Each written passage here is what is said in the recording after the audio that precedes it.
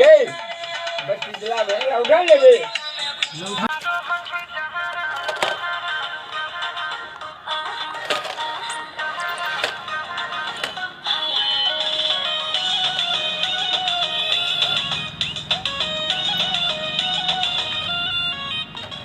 मैं हूँ चमक चलो रे साइड जरा चलो